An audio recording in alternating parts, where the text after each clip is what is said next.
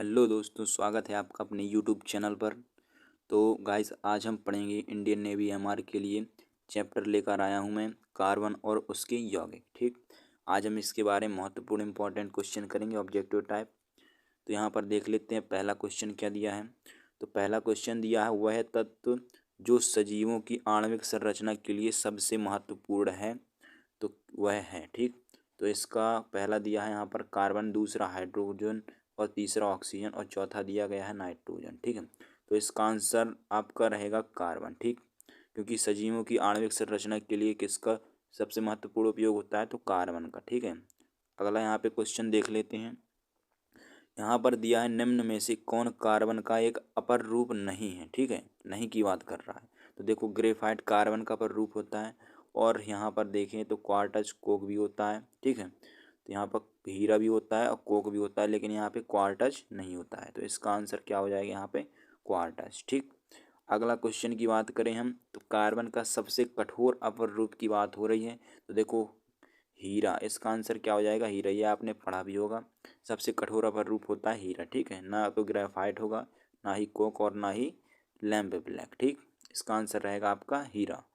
अगले क्वेश्चन में देखते हैं। तो यहाँ पर दिया है, निम्न में से किसका उपयोग कांच को काटने के लिए उपयुक्त तो होगा। ठीक है, तो यहाँ दिया है पहला क्वार्टज, दूसरा हीरा, थर्ड नंबर में दिया है ग्रेफाइट और यहाँ पर दिया है कोक। ठीक है, तो कांच को काटने के लिए किसका उपयोग होता है, बी नंबर, हीरा का। ठीक है, ये रहेगा आपका आंसर।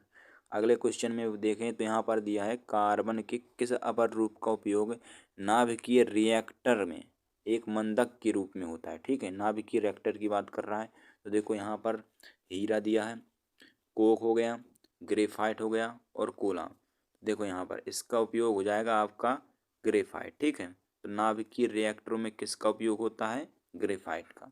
अगले क्वेश्चन में देखते हैं। यहाँ पर तो दिया है, पेंसिल के निर्माण में उपयोग होने वाला पदार्थ है।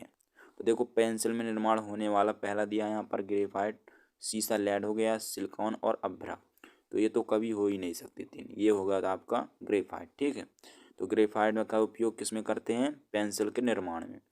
अगले क्वेश्चन में देखते हैं। यहाँ पर है, निम्न में किसमें कार्बन का प्रतिशत क्या होता है, शून्य होता है। ठीक है, तो कार्बन का प्रतिशत शून्य किसमें होता है, यहाँ दिया है कज्जल, हेमेटाइट, ग्रेफाइट और चारकोल।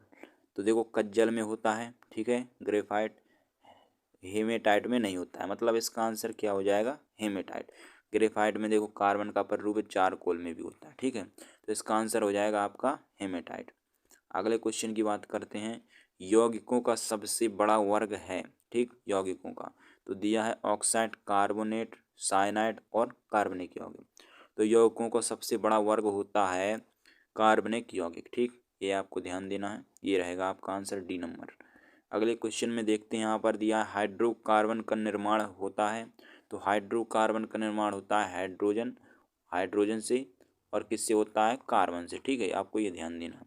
तो हाइड्रोजन, कार्बन और हाइड्रोजन से, आपका आंसर रहेगा सी नंबर। ठीक, आपका आंसर क्या रहेगा, सी नंबर, ये है ये वाला। ठीक है, तो अगले की बात करते हैं। हाँ, लास्ट है क्वेश्चन। तो यहाँ दिया है, हाइड्रोकार्बन का एक उदाहरण है। तो यहाँ पर दिया है जल, मेथेन, एल्कोहल और फॉर्मिक अम्ल। तो हाइड्रोकार्बन का एक उदाहरण है, तो ध्यान देना, इसका आंसर रहेगा आपका मेथेन, बी नंबर का। ठीक है, ये वाला।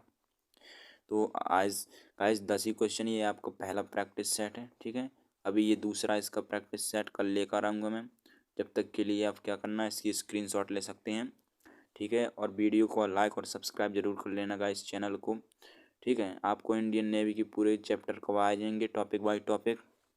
गाइस फिर मिलते हैं अगली वीडियो में, तब तक के लिए बाय बाय, जय हिंद।